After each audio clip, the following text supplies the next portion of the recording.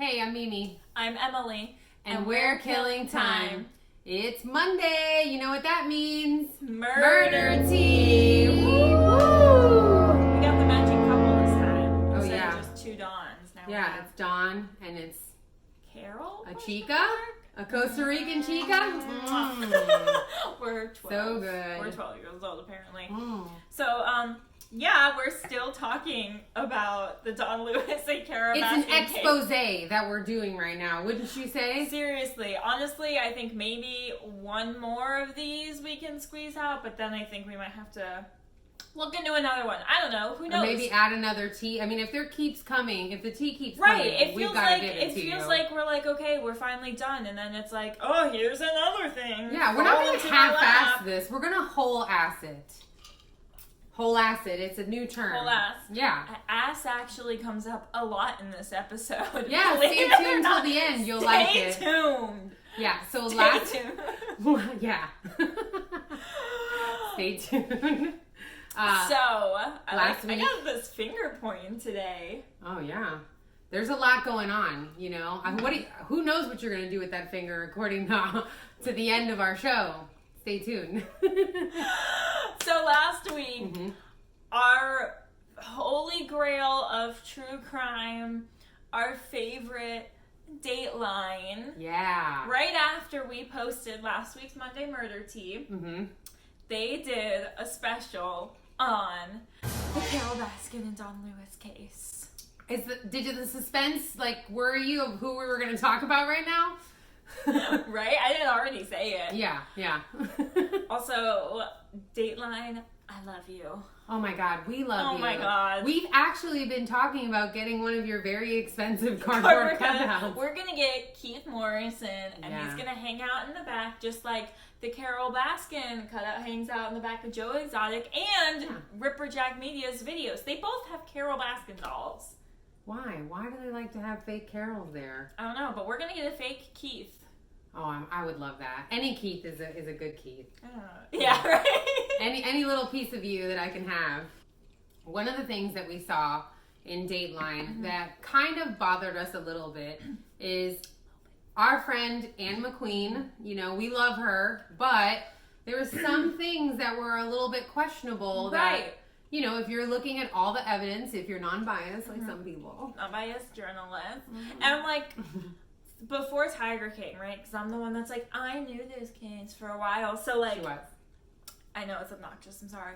But Anne has always been the one that, at least I have, sympathized with. Mm-hmm. Yeah. You know what I mean? She was, the secretary. And she seemed very genuine the whole time, too. Yeah, very genuine. Mm-hmm.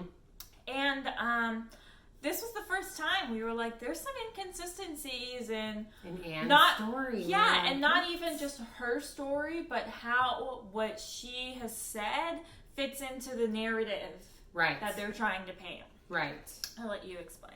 So she said in this Dateline episode that premiered, she said that Don told her he was leaving for Costa Rica tomorrow. Yeah. He was leaving Carol because they had a big fuss. Like the night before he went missing, he went to Anne and was like, I'm leaving. I'm going to Costa Rica. Leaving forever. I'm never coming back is what she said that he said. However, we've all been saying, why would someone leave forever and never come see their family or their kids? Who would do this to their daughters? That's been her whole thing about Dawn is oh my goodness, who would do this? But now she's like, oh yeah, he mentioned it. Yeah, he did say that he was leaving. So... what? Yeah, he's never coming back. So what's going on there? This also... Another thing about the Dateline special is it brought some inconsistencies we observed within the relationship between him and his daughters. So first we have him, he would never leave his family. Right. Oh, maybe he would leave his family because he was saying Because he said with his own words, according to Anne, who we've all believed until now. Right. We've all taken her word for it and been pointing the finger at Carol because that's where she was pointing. Right. And now... There was something that the daughters mentioned that it was a whole week of Dawn being missing before Carol contacted the daughters to let them know that their father was missing. Yeah. So what I'm thinking is, or actually Mimi was the one that pointed this out. I was just like, wow, that's horrible. You guys obviously aren't as close as they were made out to be. They were such that he was such a if good you're father. not He was so close talking to them. at least once a week, how it's not abnormal for no communication for a week. From any of the three. Right. None of them were like, hey, Carol. Yeah. I haven't heard from my dad. No, Carol was like, your dad's missing. And then they were concerned. Whereas if I go 3 days, if my dad goes like, actually 24 hours without seeing anything from me or hearing from me, he's like, I'm calling the FBI. She's dead. She's gotta be dead. It's just strange that none of them heard from him once. Right. And they're talking about him being so close, but he did mention to Anne that he would never come back. So those two things were weird. The other thing was, remember when Anne said the thing about the how she was the executor of the will but not the beneficiary?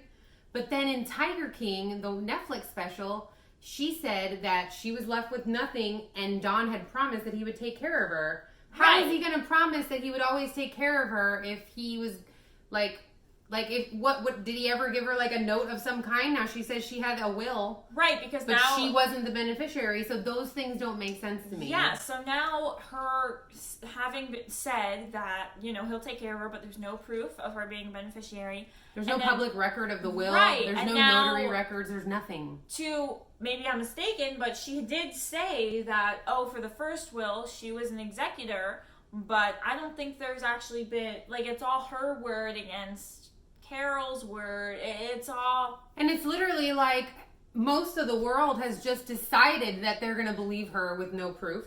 Mm-hmm. And not believe Carol because they don't like the way she dresses. I mean, I don't like it either. Yeah, and let's go back to this again. Mm-hmm. Carol might totally be guilty. Yeah. We are just trying to present all the facts. Yeah. We're trying to point out, poke little holes in everything to try to get the bigger picture, to try to get justice. Because you have to understand, with all this hearsay and everyone just having a defense that they can't back up. That's the tea, guys. Even if they got her arrested, she would walk. There's complete reasonable doubt. I'm giving it to you right now, guys.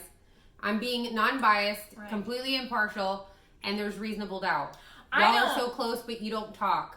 Y'all, you know, he says he was going to leave forever. I don't think it's even going to get to that point because, A, I don't think they're going to find a jury that's unbiased. Mm-hmm.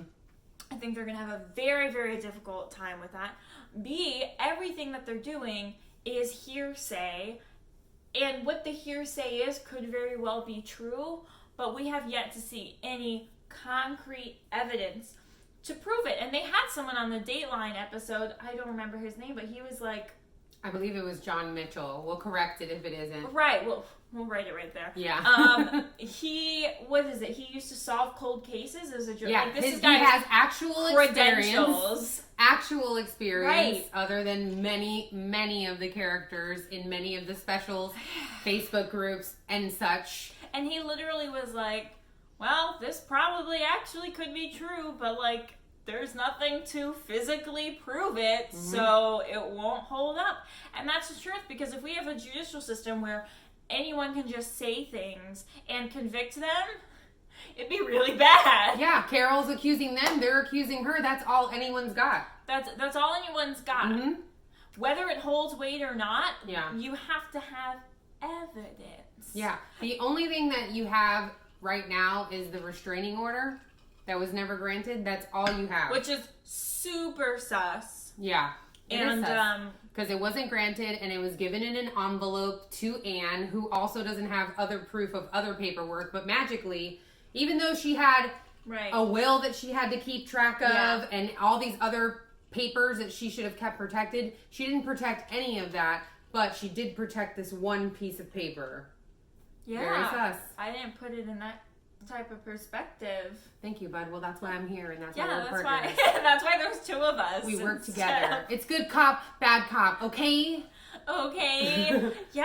I mean, it's just so. Yeah. And the other thing is, the daughters didn't even contest the will. Yes. When he was pronounced dead. Yes. So they had like no fortune to him, or left. What is it? $900,000 to split between the three. Which, well, I mean, I'll take it personally, but time. You know, they said he had an estimated $6 million at the time, so they only.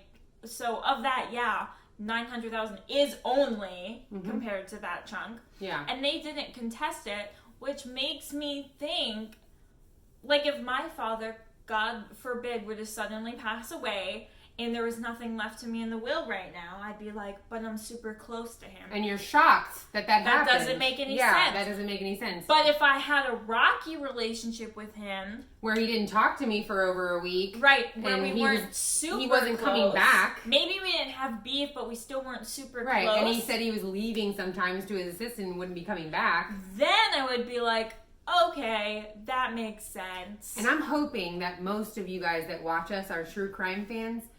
All of you guys know that the person who's the squeakiest wheel is usually the one that did it. There's always a dad saying, just bring my daughter home. Yeah, we already know you threw him in the oil well. Yeah.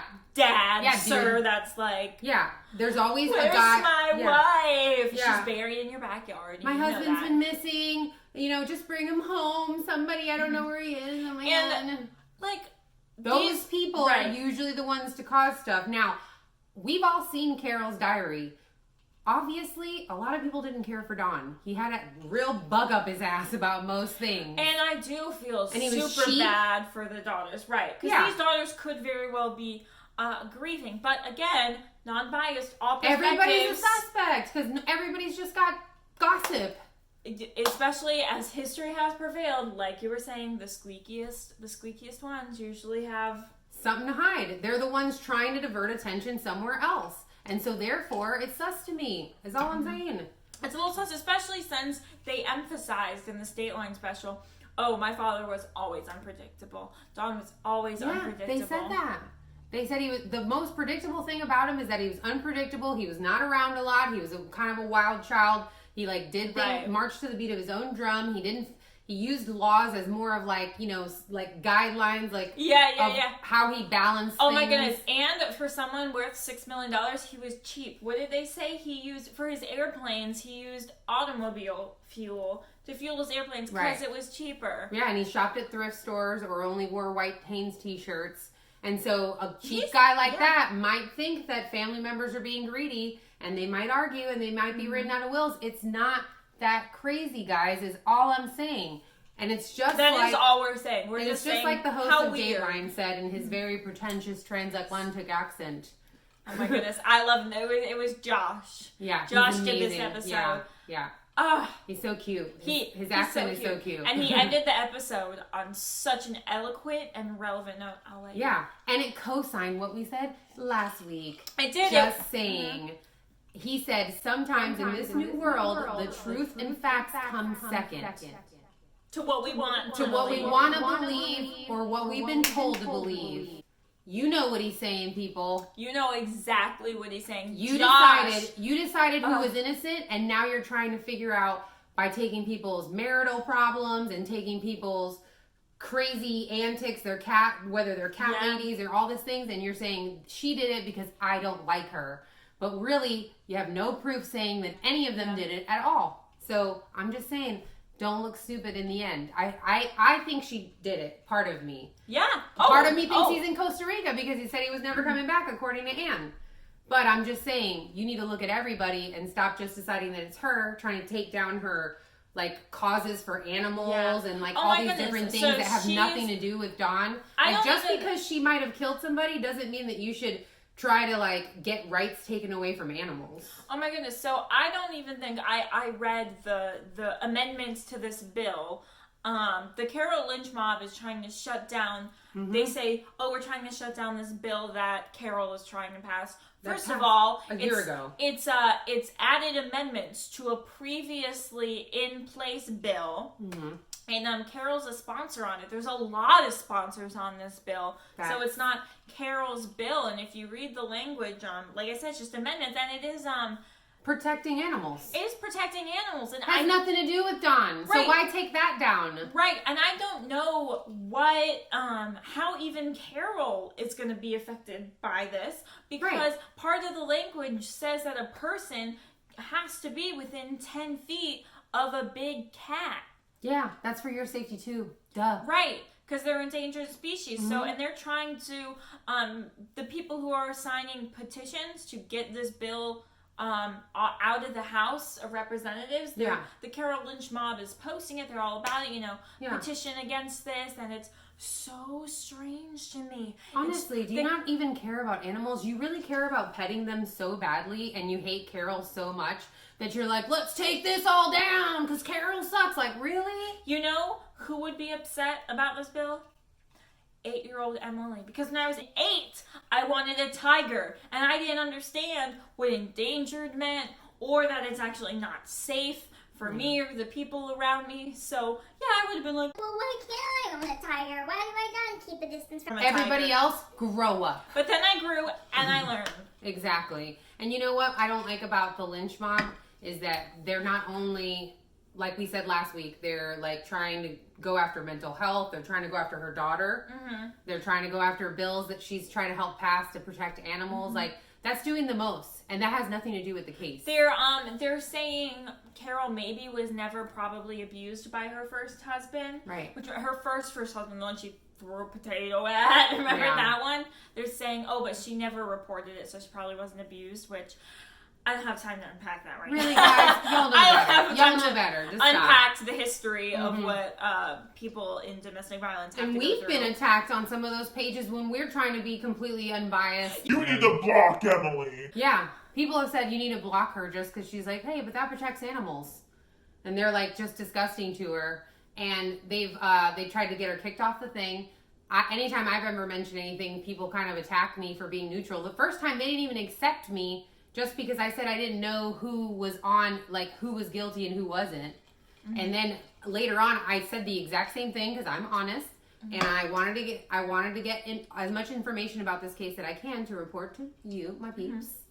But like I had to reword it in order to be like, I just want justice for Dawn in order for them to even accept me in the group. You guys, we're gossiping. That's the whole thing we do here. But we do a lot of freaking work. Yeah, okay? yeah, we work hard for you guys. We're not coming over here with just some nonsense. We do journalistic work, but then just don't act like it. We're Yeah, exactly. Not that professional. We're just cute about it. Right? Whatever. But, guys, it gets crazier. Okay, so they start going after actual journalists.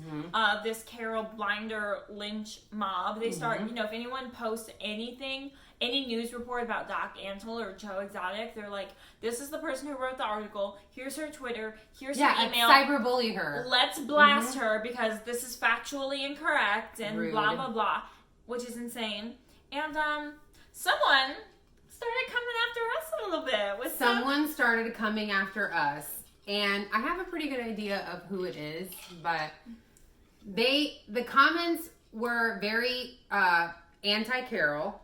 And which was fine because we're okay with you having a difference of opinion because we have been flip-flopping back and forth. Oh yeah. As more discoveries come up, we're like, wow, that leans more towards Carol, or wow, that creates more reasonable doubt that it may not be Carol and whatnot. So we understand that that's going to happen. Understand entertainment purposes, okay? We're all having a good time, chill. But we got this one comment from somebody, and it was really, really interesting. Now, it was deleted by them, and I want you to know, like, I appreciate the courage you had to give us your true feelings about how you felt about us. But thank you also for deleting it, because let me tell you something. We still got a screenshot of it, though, before you deleted it, and we'll post it on our social. Yeah, we'll post it on IG. Follow us at @KillTimeShow. For Killing Time Show, for those of you that don't know what we're talking about. So here we go. My friend Emily, she has parents that really care about her, and they watch the show. My mom's every a single fan time. of this show. Yeah. We cannot have comments on it. So thank you for deleting, but telling just know, us to play with our booty hole. Yeah, they asked us not only. They said we really want. They were like mad at our last video, and they've posted on other videos. And their reaction to being mad at our last video. The last video was for Ripper Jack Media, remember? And so we got it from this person. And let me tell you something. It's an anonymous troll account. Pooper, Scooper. Oh, got him. Whatever your name is. Listen, I get it. You want to see us play with our buttholes, but you know what? Get in line. That's right. Get in line. People would pay top dollar, but we don't do that kind of thing here. No, it's not that kind of show, but you're not the only one. There's a huge line around the building. Okay, bud? So just keep it in your pants.